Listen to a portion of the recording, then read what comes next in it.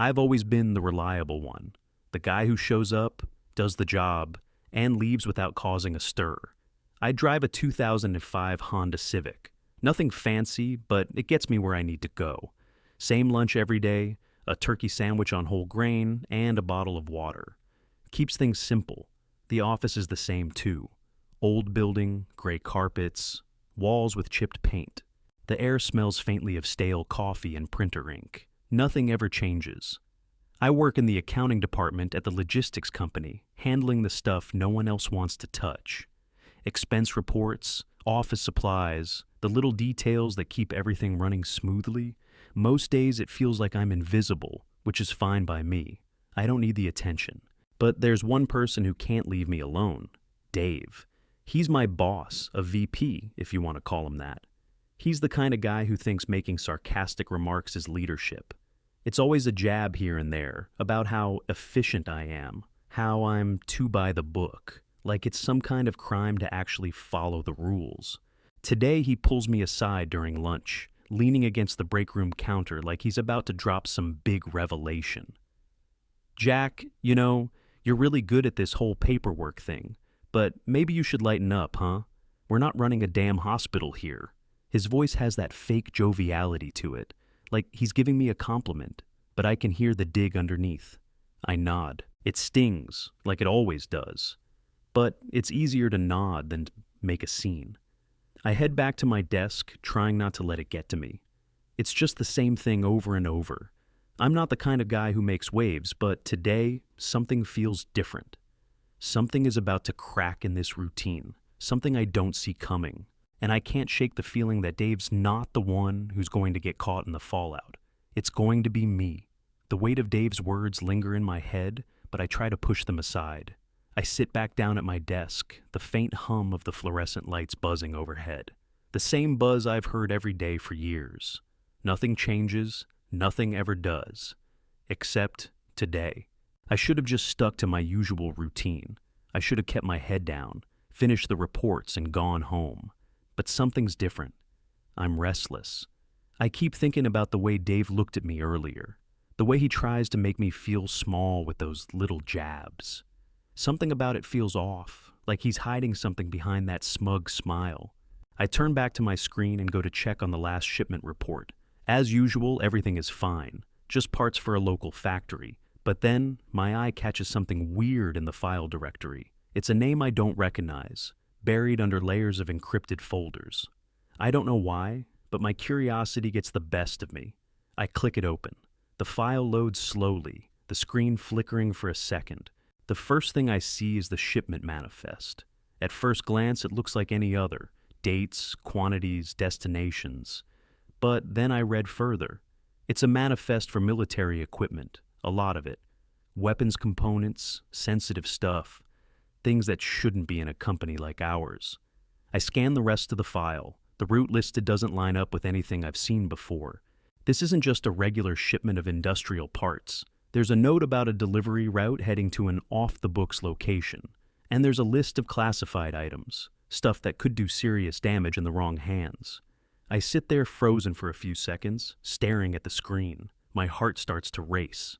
It's like the world's gotten a little smaller, and I'm sitting right in the middle of something I shouldn't know about.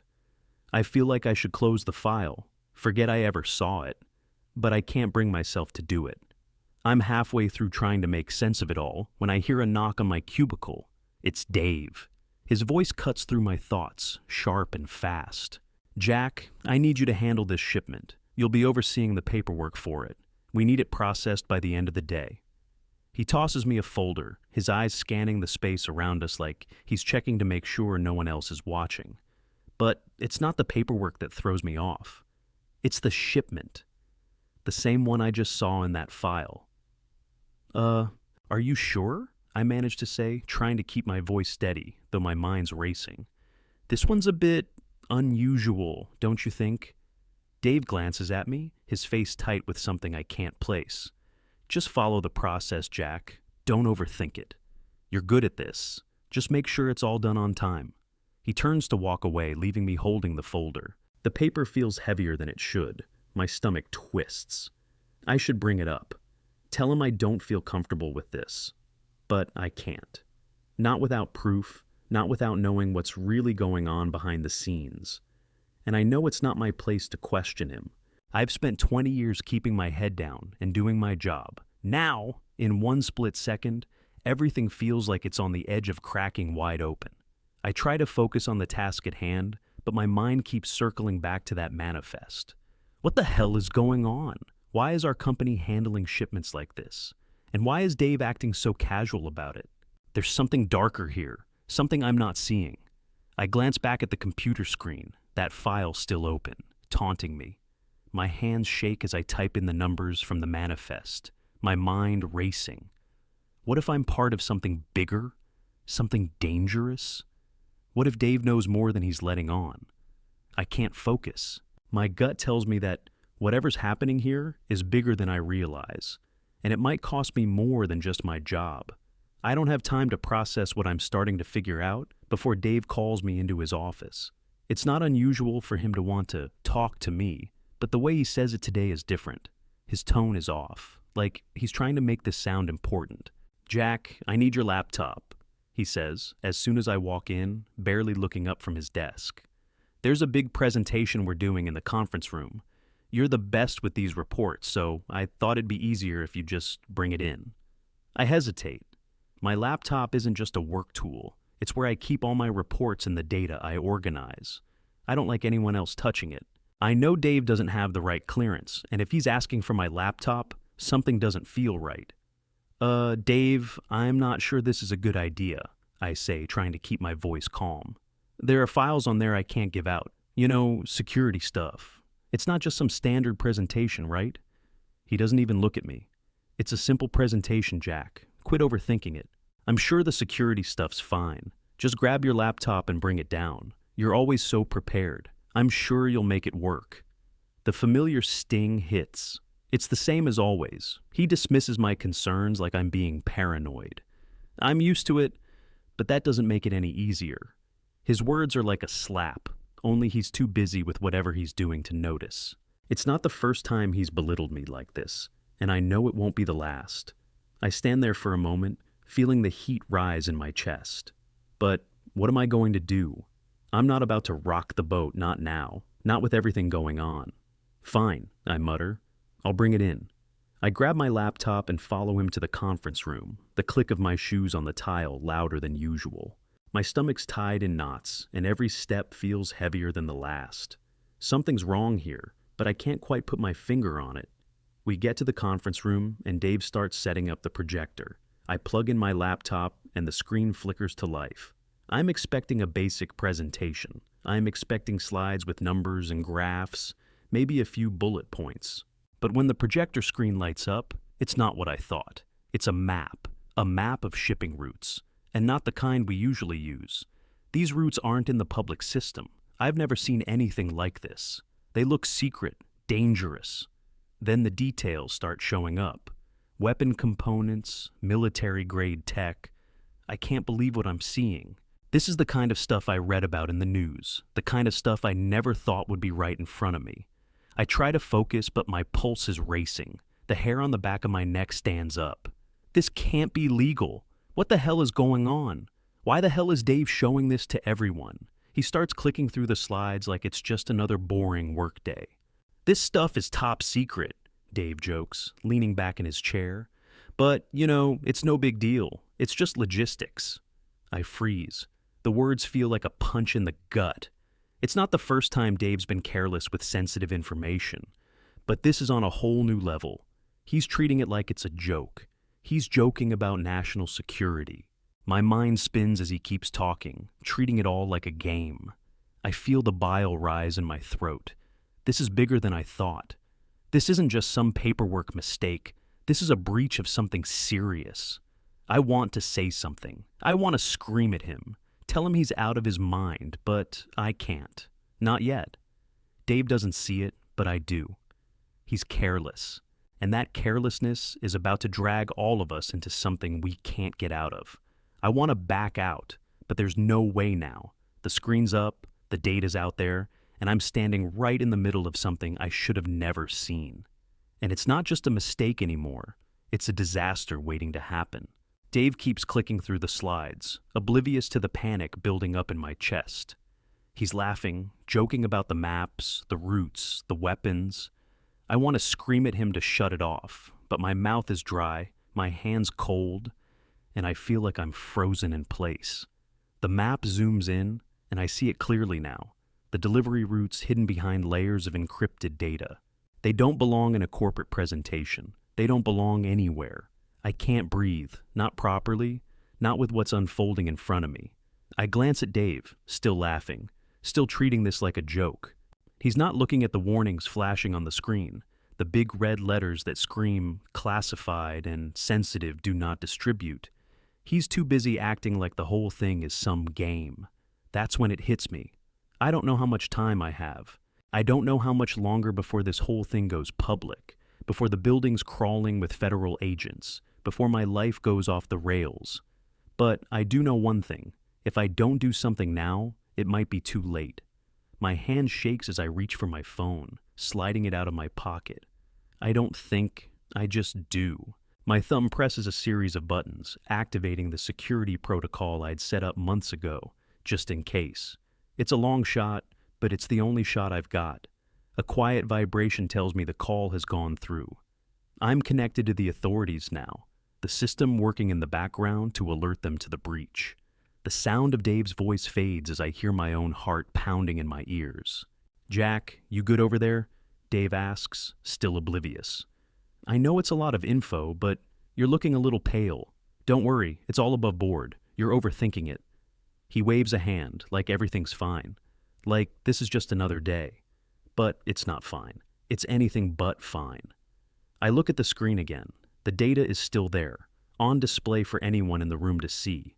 The map, the sensitive info, the military shipments. It's all out in the open now, right where it shouldn't be. I watch as the system starts to lock down. Phones buzz and beep around the room, and then silence. The Wi-Fi cuts out.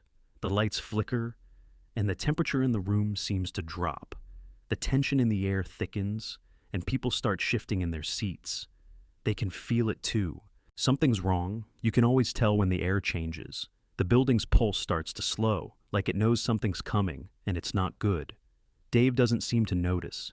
He's still going through the slides, still making jokes, but there's a crack in his voice now. He glances at his phone, probably trying to figure out why the Wi-Fi's down. And for a second, I wonder if he's starting to realize he's screwed.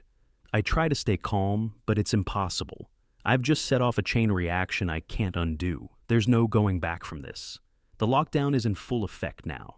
I feel the weight of the moment hit me all at once. I've crossed a line. I've made a decision, and there's no turning back. My phone buzzes again, confirmation that the authorities have received the alert.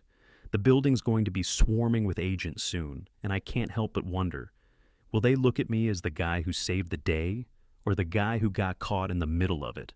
I glance up at Dave. He's still unaware, still trying to act like everything's fine, but his hands are trembling now. His bravado is slipping, and for the first time since I've worked here, I see him for what he really is. A scared man, just like me, but worse because he's the one who caused all this. The room falls into a hush, and all I can hear now is the sound of my own breath, shallow and quick. My mind is racing, trying to think of the next step, trying to figure out what happens next. The agents are coming, but they're not here yet. And now, I'm part of something I can't control. Whatever happens next is on me. The building is a different place now.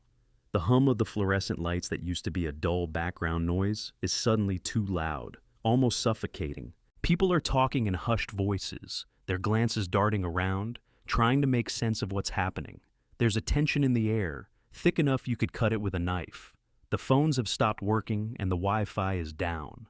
People shuffle in and out of the hallways, unsure of what to do next. "Stay where you are, everyone!" the security guard shouts, trying to maintain control of the chaos. His voice is shaky, and I can see the panic in his eyes, too. Nobody's listening to him, though. They're all too scared, too confused. I stay where I am. My heart's racing, but I force myself to stay calm. Panic doesn't help anyone. I'm not going to let myself fall apart like the rest of them. But it's hard. It's hard not to feel like the walls are closing in on me. I glance over at Dave, who's standing by the door, trying to hold himself together. His face is slick with sweat, his hands shaking as he pulls at his collar. He's trying to put on a brave face, but it's slipping fast. He's still barking orders, trying to act like this is something he can control, but it's not working. No one's listening. No one trusts him now. "We need to figure out what's going on here," Dave rants, pacing back and forth. "I'm the VP here. I'll handle this. You all need to stay calm." His voice cracks, and I catch a glimpse of desperation in his eyes. I just stand there, my back pressed against the wall, watching him. I've spent years keeping my head down, staying out of the way. Dave keeps talking, but I'm not listening. I know the feds are already on their way. I can feel it in my bones. And when they get here, they're going to find out what's been going on. They're going to find out about the illegal shipments, the classified data, and the fact that I've been knee-deep in all of it. For a moment, I feel like I'm going to be sick. I look around the room at the employees, all standing there, like they're waiting for some kind of miracle, but no one's coming to save us. Dave finally stops pacing and looks around the room, his voice shaking. "You all just need to trust me. This will blow over. We'll figure it out. We'll figure out who's behind this." Nobody believes him anymore. I don't even think he believes himself. It's too late for empty promises. The security guards are already here, stationed by the doors, keeping everyone inside. The door's locked now, and no one's getting in or out. There's no way out. And then I see the first federal agent step into the lobby, his hand resting on the gun at his waist. It's all happening too fast. I step back, away from the group, my mind racing.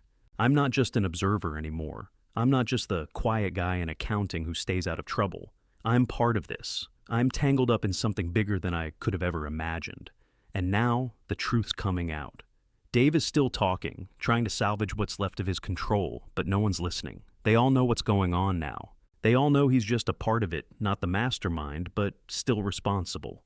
And me, I'm just as guilty. The air in the room shifts, thick and cold. The security personnel are moving, and the federal agents are closing in. My chest tightens and I wonder, just for a second, if I'm about to be arrested. If I'll be let out of here in handcuffs, my life as I knew it completely upended. I swallow hard, feeling the heat of the moment burning in my veins. I've done something I can't take back. I've crossed a line. And now, whatever happens next is out of my hands. The door to the conference room bursts open, and federal agents flood in. Their sharp eyes scan the room, immediately taking control. I've never seen anything like it. Their presence is suffocating. The quiet buzz of panic in the air shifts to cold, hard authority. "Everyone stays seated. No one leaves," one of them orders, voice low but unyielding. They start sorting through the crowd, isolating us one by one. I stay in my seat, my hands clenched in my lap, trying to breathe steadily. I know it's just a matter of time before they get to me, but right now, my eyes are on Dave. He's standing at the back of the room, straightening his tie, trying to keep some semblance of control. But I can see the fear in his eyes, the same fear that's crawling under my skin, spreading in waves. It's too late for any of us to get out of this clean. One of the agents approaches Dave first. "Sir, we need you to come with us," he says, his voice flat. Dave stammers, shaking his head. "This is a mistake," Dave tries to argue. "I didn't know about any of this. I'm just the VP. I'm not responsible for what happens with shipments." His voice rises in panic, his earlier bravado completely gone. I watch as Dave's composure crumbles, his words stumbling over each other. The agent listens impassively, but I can tell what's coming next. Dave's going to throw me under the bus. He has no choice but to save himself now. I feel my phone buzz in my pocket. I pull it out, seeing the message from the authorities confirming the breach. It's done. They know everything. The truth is out, and there's no hiding from it now. I look at Dave, still pleading, still trying to play the victim. But I know what's at stake. He's going to sacrifice me to protect his position. I can see it in his eyes, the panic, the desperation to save his own skin. But I also know that if I stay silent, if I let him spin this into my fault, I'm going down with him. I stand up. The room falls silent, all eyes on me. The agents look at me, expectant. I take a slow breath, trying to steady myself. This is it. Wait, I say, my voice surprising even me. I can tell you who's responsible. It wasn't just him. I nod toward Dave. It was him too. He's the one who pushed this. I didn't know exactly what was happening, but I was part of it. Dave's face twists in shock, his mouth opening to protest. But it's too late. I continue, my voice steady, though inside, my heart's pounding. I'm the one who accidentally accessed the files and processed the paperwork connected to it. But Dave, he approved everything. He pushed it through. He knew what it really was. I don't look at Dave as I speak. I can't. The guilt is there, but I can't afford to feel it now. I've made my choice. If I don't say this, I'll be buried under the weight of this operation, just like he will. The agent nods, taking note. I can feel the eyes of everyone on me, but I don't care anymore. The truth is out there, and there's no taking it back. A few moments later, Dave is handcuffed, led away by the agents. His protests fall on deaf ears. He's not a VP anymore. He's just another suspect in this mess. The room stays quiet as the agents begin to gather evidence. My stomach churns as I sit back down, my hands still trembling. I've saved myself, but at what cost? I know my career is over. There's no way around it. I'm not sure what happens next. The agents are still moving around, but I can feel the weight of what I've just done. I look around the room at the faces of my coworkers, all of them wondering what comes next. What happens to them? They won't know what part I played in this. They won't know I was more involved than anyone realized, and I can't bring myself to tell them. The next morning, I walk into the office like I've stepped into a different world. The air is thick with something new. Maybe it's respect, maybe it's fear, but either way, it's not the same place I left yesterday. The hum of the fluorescent lights feels louder now, like they're spotlighting me as I pass by the desks. The same desks where I used to sit unnoticed, a shadow in the corner. But not today. Today the eyes follow me. There's a new power dynamic in the air. I can feel it, heavy and undeniable. I'm not the quiet guy in accounting anymore. I'm the interim director. The one who stopped a national security disaster before it got worse. The phone call to the authorities yesterday, that was just the beginning. The game has changed. I slide into the director's chair, feeling its cool leather against my skin. It's not what I thought it'd feel like, more a weight than a triumph. My hands rest on the arms of the chair, but they're still shaking a little. I glance around the office, seeing employees in hushed conversation, heads turning when they think I'm not looking. They know. They know who I am now, the guy who saved them. But there's no one who knows exactly how deep I've been in this mess. Not really, not even Kathy. She's here, of course. She showed up late yesterday, but she was here. I could tell by the way she held herself that she didn't fully get it. Her eyes flickered to me when I walked in, cautious but supportive, like she was trying to figure out where I'd gone in the last 24 hours. But she doesn't know everything. She doesn't know the full scope of what happened. She stops by my office later in the morning, and the conversation feels off from the start. She leans against the doorframe, arms crossed, her usual calm replaced with something I can't quite read. "I still don't get it," she says softly. "What exactly did you do, Jack? I mean, I know you helped stop something big, but..." She trails off, eyes searching mine like she's trying to piece together a puzzle. I swallow hard. "I did what I had to do," I say, my voice coming out sharper than I intended. I couldn't let it keep going. She nods, but I can see the doubt in her eyes. She doesn't understand. Not really. She hasn't been in my shoes, hasn't had to make the choices I did. I sit back in my chair, feeling the weight of the moment. The room is quieter today, more focused. People are still reeling from the events of yesterday, but they know something's changed. I'm the one in charge now. I'm the one with the power, but I can't help but feel the price I've paid. The walls are still up between Kathy and me. There's a gap I can't bridge, not yet. I've done what needed to be done, but it's cost me more than I expected. My career is in ruins. If not in this company, then somewhere else. But I've secured my place here, at least for now. The question is, for how long? I know what's coming next. The weight of the responsibility is pressing down on me. There's still work to do, so much of it. The company needs rebuilding, trust needs to be earned back. And somewhere in the middle of all that, I need to figure out who I am now. But right now, in this chair, for the first time in a long while, I feel like I've finally made my mark.